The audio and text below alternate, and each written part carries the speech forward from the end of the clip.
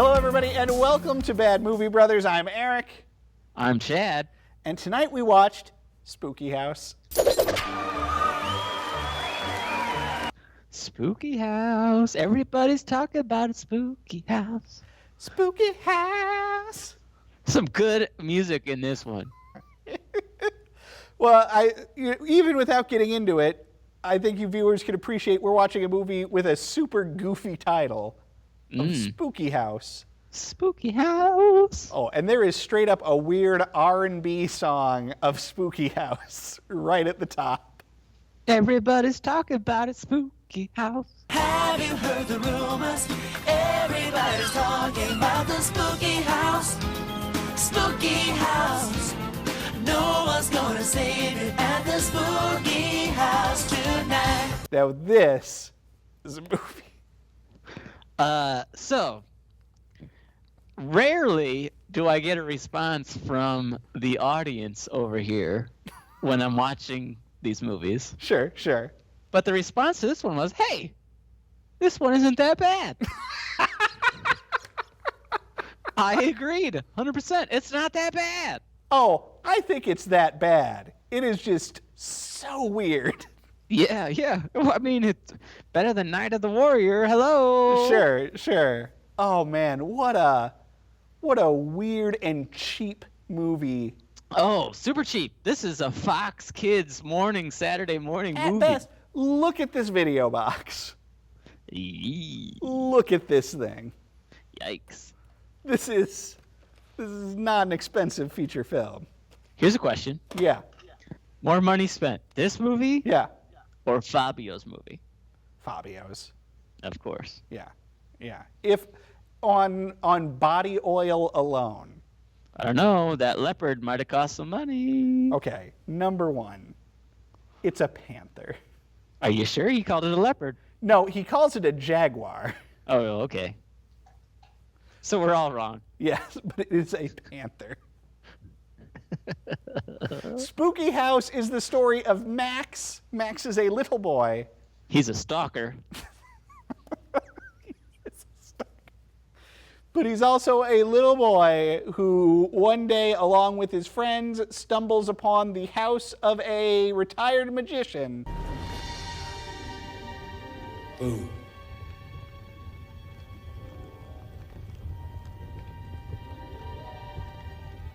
They didn't stumble across it. Well, This is a known neighborhood spooky house. Right. It's the well-known spooky house where the spooky guy lives. Right. Spooky man. is said in this movie approximately 1,000 times. Yep. Hey, the spooky guy's a spooky guy. Even a spooky guy. The spooky guy. I get to the spooky house. The spooky guy. Spooky ghost. Spookier than the spooky guy. The spooky guy inside the spooky house. Spooky guy. Anyway, they do a B&E into the spooky guy's house.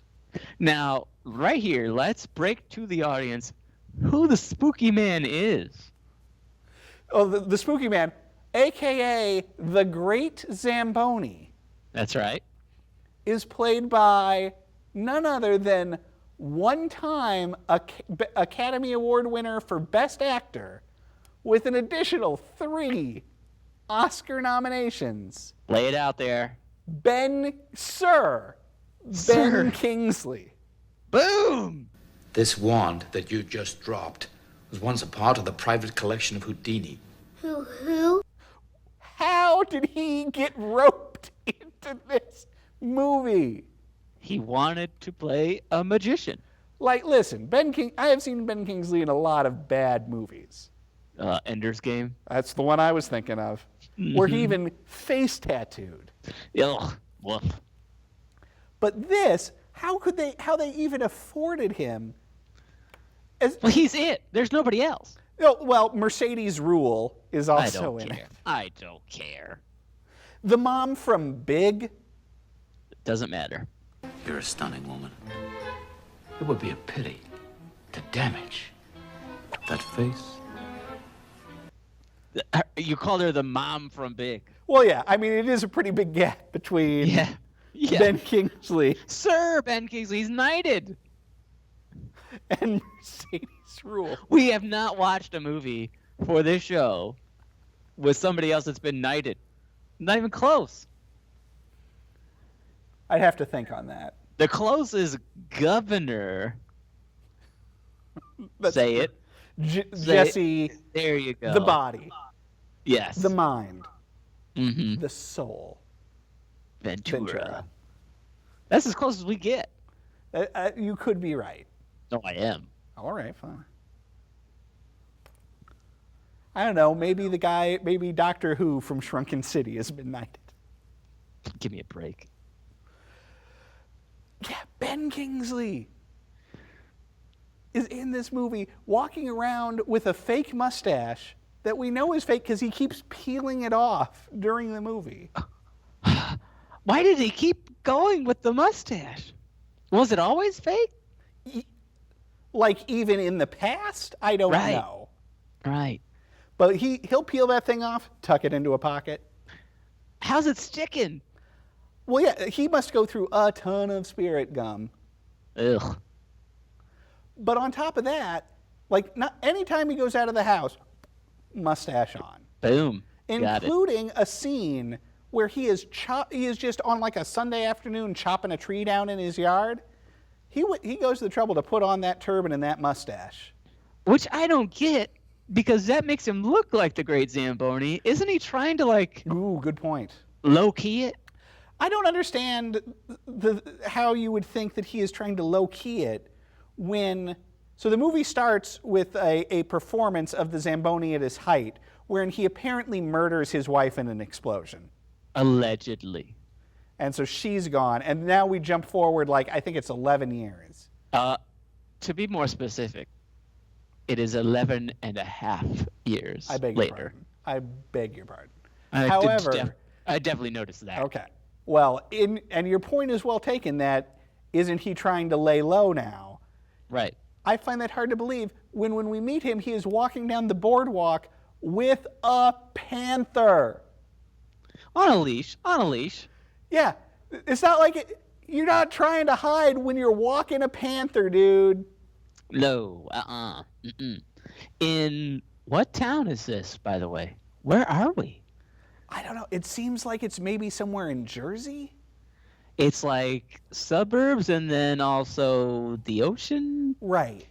That's why I feel like it's like somewhere on the Jersey boardwalk, somewhere on the shore. Uh-huh. One of these kids, for all we know, grew up and became Snooki.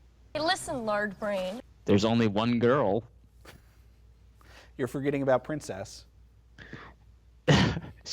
No, I'm not. If you'll remember, Princess is a boy goat that she named Princess. You know what? You got me. Yeah.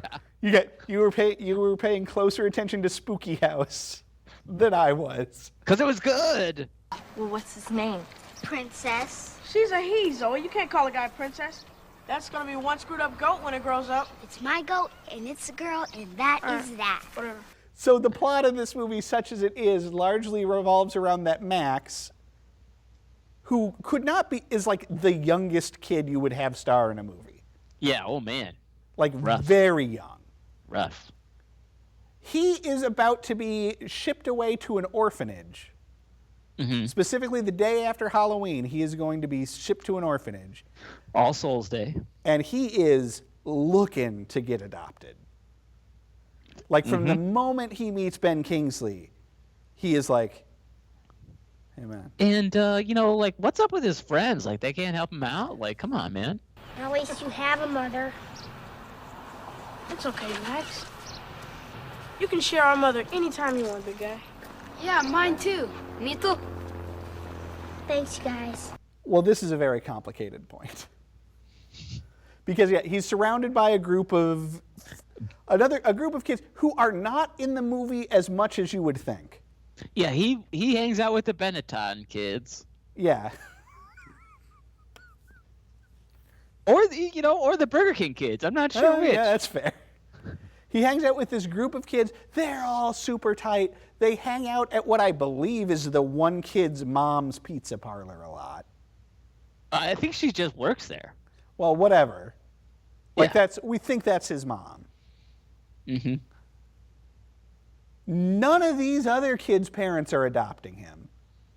Nope. This We don't even see those parents. We This see mom one. who works at the pizza parlor and like is like, "Oh, I love you, Max. You should." She's not trying to do anything. I want to go too, because they're taking me away soon. Well, I was hoping you'd spend some time with me, Max, before you go. Maybe you two can help fill salt and pepper shakers. Pepper makes me sneeze. And here's the $64,000 question. Okay. Where does Max live now? Hey. Who Hey. are it? There are no foster parents. I There is no think- house. He's living in the coolest playhouse of all time, Where? the boathouse. He lives in that boathouse. But no, because like we never learn what situation No, he's I in believe- that he now is wait, in now. imminent. Because if he's Wait, just living just on the wait. streets, why aren't they sending him to the orphanage today? I believe near the beginning of the film, when we meet the group of kids at the pizza parlor, where Fatty's gonna be Fatty, you know what I mean. Yeah. The mother says, "Well, you just can't stay with us that much longer." Somebody says that he can't stay with them much longer. He's staying with them, the pizza people. I took that to mean like you can't hang out with us much longer. Why? They can hang out. They There's can be never a scene at their house, and again, then why isn't this mom trying? Because she does not care. Like she acts like she cares, friends. There's only one house in town. and it's the spooky house. You got it. All I'm saying is what is going on. He is a stalker. He lives in the bushes and watches people. Well, it's so weird because this movie institutes a villain for no good reason, as played by the aforementioned Mercedes Rule. You are beginning to regret that having waded in so far, you cannot now go back. What can I say? But tough Kazukis. She also speaks Carney, by the way, which is pretty dope. Yeah, that's pretty good. Also, her double cigarette holder Yikes. is pretty great. And she runs a preteen crime syndicate Thieves. where she sits around a house and then these 3 preteens do all of the crimes for her, The punks on bikes. which must be addressed in greater detail soon. Oh, of course. But it seems like the math here is real obvious that Max would be living with her. What? Like, it's not what happens in the movie. I'm just saying, like, I feel like if this movie were written by a person who had seen a movie before, she would be like the evil foster mom he lives with and is trying to get away from in a rescuer's style fashion. I got you. I just totally didn't get the madame and her punks No, they on are bikes. completely superfluous to the rest of the movie. Didn't get it. But that said, her troop of ruffians, her juvenile delinquents, are amazing. Yep. You've got a girl who is, 14 at the most. Mm-hmm. And she wears With a tattoo. Yeah, and wears nothing but belly shirts. Of course. When we first meet them on their bikes, one of these ruffians is riding a recumbent bicycle. That's right. And one of them, I don't know if it's the same one of them is named Dumb Dave. Well, he is Dumb Dave. And he is the dumbest person ever featured in a movie. You threw up rubber puke, man. How do you do that? Hey, I think you must have eaten like a lot of junk food or something. I totally didn't get any of them. They made no sense to me. They did weird stuff that didn't make sense to me. Didn't get it. Well, their crimes are so, like, their biggest crime, outside of multiple times stealing that goat. Yep. For what, and I guess bringing the goat to Madame. Yeah, I don't know. Their biggest crime is to steal a bunch of candy. No, Mm-mm. The biggest crime and most lucrative crime is to steal cigarettes and cigars out of this cigarette and cigar delivery man's truck. Sure. Oh, yes. In the sequence where Madame fakes a car accident, right, and then receives CPR from a man who is credited in the end credits. I wrote this down because his name is phenomenal. Dave Squatch Ward. All right, good job. Squatch. Yeah, Squatch. Sasquatch. Presumably. Right. Is it because he looks like Sasquatch? Or Yeah. what sort of watch was Squatch wearing? Are you suggesting Squatch wore a swatch? Yep. Or is he just obsessed with Sasquatch, so all of his friends are like, whatever, Squatch. Yeah, what's this weirdo is Squatch? Oh, gosh, here comes Squatch. I don't know. It was weird. That Didn't was get weird. it. But certainly the crime they spend the most time on outside of that is a trick-or-treat night candy stealing scheme. Where they put way too much work into that. Yeah, because the girl gets somebody to let her into their house under the pretense that she's, I don't know, feeling faint or has a headache or something. Yeah. And then when the adults go to get medicine, she lets the other kids in to steal the candy. And the other kids are also like 15 or 16, Right. towering over the children in the movie. And here's where the plot falls apart for me. Okay. Once the other two have stolen the candy, Yep. she stays. She remains in the house. And then gets busted. And then gives them some song and dance about, oh, while I was sitting here, these two guys broke in. Just leave with the other two. As soon as you left to go get my water, these two boys came in and they stole all your candy. And I tried to stop them, but I couldn't. Oh, that's all right, dear. It's not your fault. You know, the same thing happened last year. Some poor girl, she looked so sweet in her angel costume. She was so upset. Well, it's a shame there's kids like that out there. Or don't worry about any of this. Don't worry about dressing up. Don't worry about any of that. Just knock the kids over. Take the candy from the kids. What are you doing? It's so weird. So much of this movie is so weird, including we've been talking about the pizza parlor. Very early in the movie, when the whole group goes to the pizza parlor, the mom brings them a pizza that I could talk about all night. Okay, 1/5 plain cheese, 1/5 with everything for guess who, 1 with everything but anchovies for Max, 1 with pepperoni, and 1 with caviar for Zoe. It was split into like 1/5 of this, 1/5 of that. 1/5 of everything without anchovies, 1/5 of everything. It was 1/5 everything for you know who. Yep. And then we had to all stop and stare at the heavyset kid for a minute. Of and course. then 1/5 everything, no sardines, which seems bizarrely specific. But anyway, also among the kids is Yuri. yes, a Russian. Yeah, he is a Yakov Smirnov kid. Not even in Russia is Yuri so much a spooky guy. Who does He's a lot definitely of... not Russian. Definitely not Russian. No, but does a lot of that kind of, oh, what a country shtick. There is also the most technologically... Go ahead. Hold on. Yuri. What do you suppose Yuri's doing these days? I don't know. You tell me. He has a story credit on Wonder Woman. Cool. And he wrote the movie Pan. That makes sense. And Ice Age, Continental Drift. Wow. This guy. Yeah. What's his name? What's his real name? I didn't write it down. Oh. Sorry. Well, I was going to mention. Yeah, please. That amongst the children. Yeah.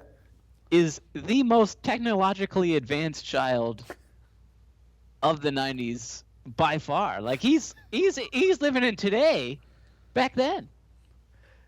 This is like 91, and he's killing like emails and tweets to everybody. He doesn't care. He has a laptop with the brightest screen that has ever existed. Yep. And he has full access to the 90s-est, AOL-iest website you have ever seen in your life. Yeah, he crushes the internet. When they are looking for information about the Great Zamboni and do the most ridiculous enhance sequence I have ever seen in a movie. Look. He says something just before she vanishes. And I can't make it out. So can't you just try to make it louder?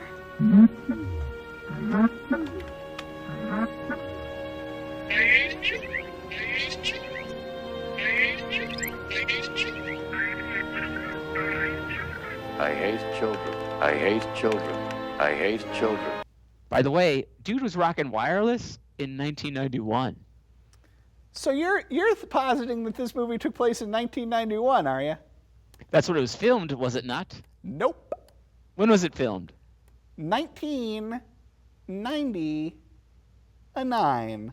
Holy cow, it was filmed then? And released in 2002. Holy cow. Holy cow. Well, the internet stuff makes more sense.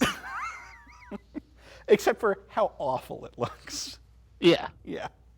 Well, they downloaded a video pretty nicely. That definitely wasn't happening then, I can tell you that. Oh, yeah, no. If this were 1991, you'd be waiting all night for that real media file. Well, it would have taken you all night to print a picture. Oh, man. Oh. What? Anyway. Yeah. As you mentioned, the goat gets stolen. And somehow they put it next to the spooky house. Yeah. And the goat runs into the spooky house, causing a need for the children to go into said spooky house. Right. And immediately into the Great Zamboni's mannequin room. Labyrinth. And here's the deal. When they get into the mannequin room, yeah, where'd the goat go? Well, and it's a pretty good fall from the window to the floor of the mannequin room. They have to open a door to get out of that room. How'd the goat do that? And where'd it go? This is a little goat. Yeah, little goat. Now, that brings up another interesting, because then they run around the spooky house for a while. And hijinks. Right. And it's like Scooby-Doo. And they are the victims of various really crummy magic things. Right. Now, this is a movie that goes to great pains, for whatever reason, to demystify magic.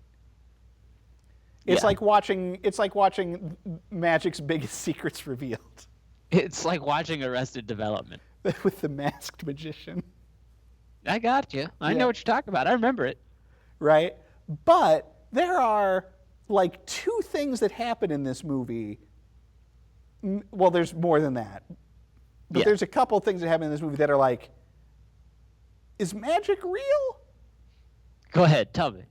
Because when they first meet Ben Kingsley, he comes out of a sarcophagus in an Egypt-themed room. Yep. Because the spooky house is apparently huge on the inside. Enormous. And he shoots like Star Wars force lightning at the kids. Yep.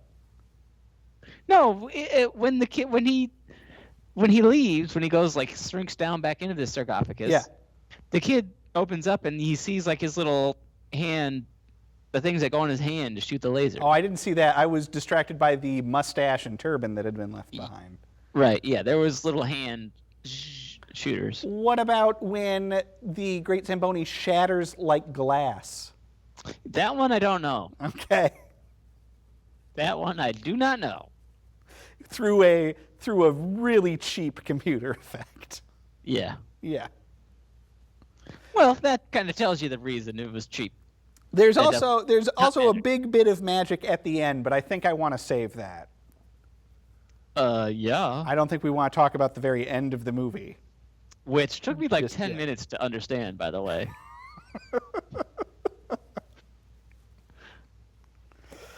Oh man, spooky house. You know what else this movie's obsessed with? Go ahead. Peeing. Bathroom humor. Specifically peeing. Yep. I didn't get it. Didn't like it. Don't want to see it. There's a part. Children. Yeah. There's a part where Max is trapped in a, I don't know, fake couch. Because he's stalking people again. Yeah, that Zamboni is trying to take a nap on, and the kid starts pounding on the couch because he got to pee.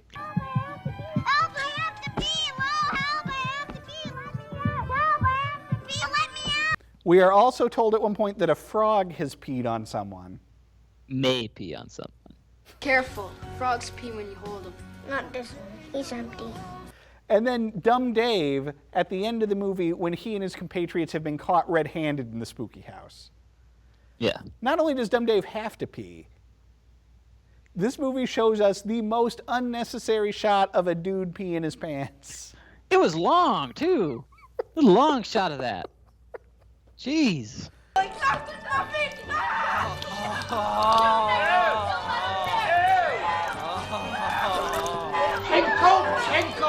And like the way they shot it, that's not how it happens. That's not how it works. The way they shot it suggests that Dumb Dave has a real bladder problem.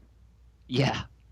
Like puddles and puddles of pee were coming out the bottom of his pants. Weird movie.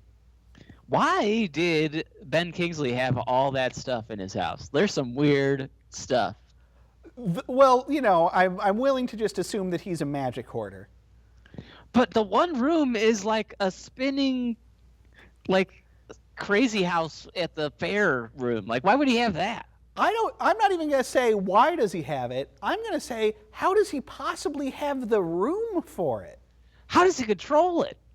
Because there's got to be a whole other room that's like the motor for that thing. Right. And this house does not look that big. Other than the hallways where he walks behind the walls to look through are huge. That's right. He's got real Bob's Burgers. Yeah. Enormous. 2 people wide walking through those things. Well, at least Person and Panther. Oh, that Panther. That Panther. First off, that can't be legal. No. It cannot be legal to just be walking your Panther down the street on a flimsy leash. Well, when it doesn't attack anybody, you're all good. Secondly, during one of the times the children do a B&E into the spooky house, it is because they were looking in the windows of the spooky house and noticed stalking. And noticed that the Panther had its tail caught in the trick couch. How'd that happen? Great question. Follow up. So the Panther is like screaming bloody Panther murder. Right. And Max is like, well, we got to go in there and help that Panther. I'm like, don't go in there. That Panther's not going to know you're helping it. That Panther's going to eat you. Well, that's what the other kids said, but they're all stupid. Right. Because, of course, Max went in and it was fine. Yeah. Yeah. Question for you. Oh, okay. We learned in a recent episode of Bad Movie Brothers Mm-hmm. that you, sir, are afraid of horses. Oh, yes, of course. Are you more afraid of a horse or a panther? Horse, for sure. I get what the Panther's about. I totally get it. What's that horse up to, man? Being You a don't know. horse. What's a horse do? What are you talking about? A horse can mess you up just as bad as a panther can. No, it can't. You know how I know that? A horse doesn't have fangs and claws. It's got teeth and hooves that will crush every part of your body. Look it up. Look it up. How many cowboys get hurt by horses? A bunch. How many cowboys get hurt by panthers? Never.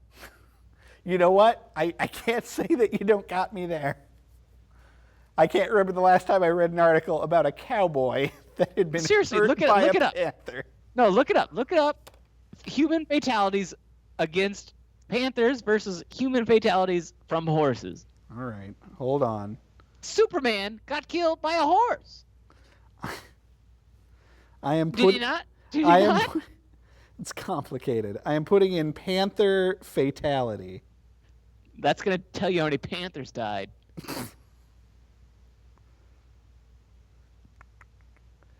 You're right. Yeah. Regardless, let's get back More to people died from a horse than from a panther, guaranteed.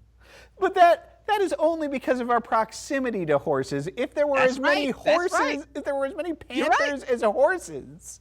And are there? And are there? I guess not. Do they measure cars by panther power? No. They measure cars by horsepower. How many people die from cars? A bunch. Horses. Horsepower. Horses. Horses are evil. Are you done?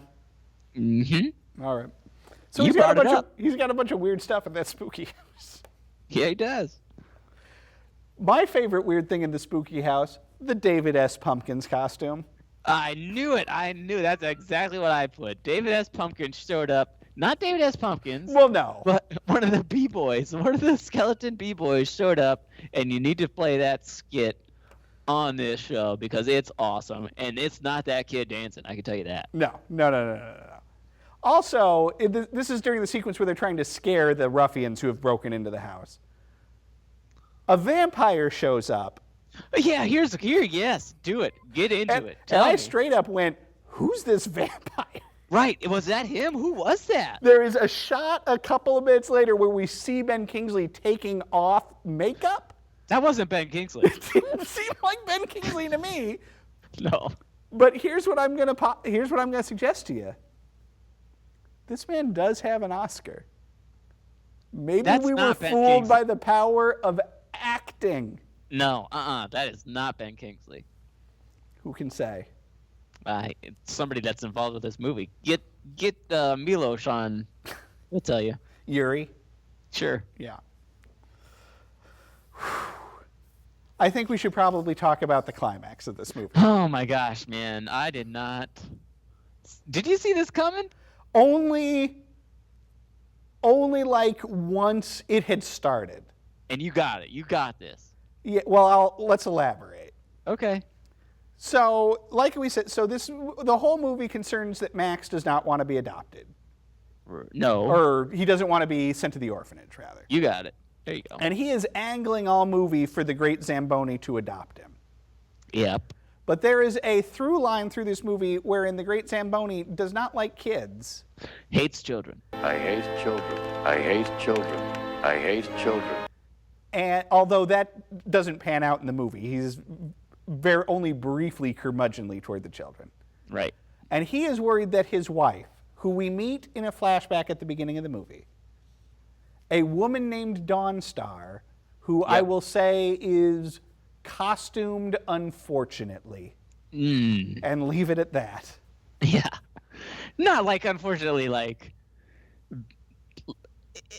racially, not like, not like risque. Hey, guess what? The folks at home just saw a clip from it. They know what we're talking about. Oh, yeah, okay. Go ahead. No, go ahead. No, go ahead. No, you want to get jerk. Go ahead. I'm just thinking about how I'm going to have to save and show that clip to my wife because sometimes I go, "Gee," and she doesn't know what I'm doing. Go ahead, jerk. Go ahead. Continue. Anyway, he is worried that she didn't die in an explosion but left him because she wanted children and he did not. Yeah. So at the end of the movie, I was shocked. Now, mind you, we've talked more about his wife right now. Yeah. Than they did in the entire movie from the first time we see her die. Right. With all his might. Now, I was shocked at the end of this movie when child services show up and take Max. Yep. Because I thought this whole movie feels for sure like it's rocketing toward, and now why don't you come live with me at the spooky house? Pretty good, Ben Kingsley. Pretty good. Yeah, I'm working on my Oscar. Hey, 2-time Emmy nominee right here. Kobe Bryant has an Oscar and you don't. Think about that. Every day. Every day. Neither do you, buddy. I'm not trying to get one. That's fair. In any event, So he gets taken away, sent to an orphanage. Yes. It is now, I don't know, months later. Now, the same orphanage that the Great Zamboni also lived in. Oh, right. Because there is a weird scene about halfway through this movie where the kid is like, where Max is like, hey, Great Zamboni, I don't want to go to the orphanage. It sounds scary. Right. And Great Zamboni isn't like, oh, it's okay. He's like, you're right. Yeah, it sucks. It's awful. Were they mean to you? They weren't mean, really, most of them anyway. Just that I always felt I was a job to them, not a child. Don't go there. And you're going to go there. And it's going to be awful. Right. So anyway, he gets sent to this orphanage. Months pass, and now this Great Zamboni has returned to magic and is doing a performance that the entire orphanage, but also the entire town goes to. Correct. And it seems like the first time the kids have seen Max in months. They are, however, not allowed to speak. They may only wave at each other across the theater. Right. Max sits next to a kid during the performance of the Zamboni. Max is like, I know that guy. What a jerk kid that was. He was pretty No, good. you don't know anybody. Yeah. He's my friend. Sure. Yeah, well, he's like, you're just orphan trash like me. He was like, Sheriff, you don't know him, Sheriff. Oh, Snarf was there? That was him. That was the kid. It was Snarf? Looked like him. Yeah. So, just show a clip of Snarf. He's got the same haircut. In any event. All right. What the heck were we talking about? So the magic show. You got it. Zamboni brings Max onto stage, and he does this elaborate magic trick involving these big rockets where he puts a kid in a rocket, Panther in a rocket, and they do a switcheroo. Right. Now, it was at this moment that I realized what was going on. How? How'd you know this? Because they had seeded it earlier in the movie. Earlier in the movie, the Zamboni has another speech about how one morning he just found this panther on his doorstep. Yeah. And that it was like 11 years ago. Uh-huh. So shortly after the wife disappeared. But so what? So the wife turned into a panther. How does that make sense? She's not a magician. Oh, what? Just because she's a magician's assistant, she can't turn into a panther? He can't turn into a panther. What are you talking about? How do you know he can't turn into a panther? He would have done it and been a panther with the panther. Why? He likes the panther. In any event, that is what happened. Dawnstar turned herself into a panther to teach him a lesson? It literally. I watched the whole movie, even when the kids find the collar of the panther later on, and they're like, oh, look at this. Right, because they opened the rocket that the panther should be in, and Dawnstar's in there. Right. Yeah. Right. Yeah. I was like, what? She's back? Whatever. And I didn't even realize the panther was gone, and then they find the collar. I was like, where'd the panther go? And all the credits go, and I'm like, man, what happened there? Literally 10 minutes later, I go, oh, she was the panther. I wrote down frantically in my notes, wait, Dawnstar turned into a panther? But see, the reason I missed it, I was so mad that he just accepted her back, and she was totally fine being back after 11 years, 12 years, whatever, and they're all like a happy family. Like, no. Yeah, because he announces he's adopting Max, and so now she knows she doesn't have to be a panther anymore because she can have a kid with Ben Kingsley. If I was him, I'd be not happy. Well, listen. It's a jerk move on Dawnstar's part. Yeah. Instead of sitting him down and being like, no, listen, I really want a kid. Right. She goes, I'm going to turn into a panther for 12 years. I didn't get it. Took me forever. It is weird. Mm-hmm. So, now, Chad. Yeah, give it to me. This is certainly not the movie I was expecting it to be. No. I thought it was going to be more Goonies-esque. I didn't think that. It was certainly cheaper than I thought it would be, or at least as cheap as I thought it would be. Mm-hmm. Now, you have referred to this movie as not bad. Not bad. Would you call it a good movie? No. If you had to assign it, say, out of 5 stars, how many stars would you assign it? Well, I think anything that gets at least a full star is somewhat watchable. Sure. So I'd give this like a 1.25 stars. I believe I gave it 1.5 stars. Yeah. Let me tell you something. Oh, no. So in 2002, I can't believe this is came out according in to 2002. Wikipedia. Uh-huh. This movie premiered at the Chicago Children's International Film Festival. Sure.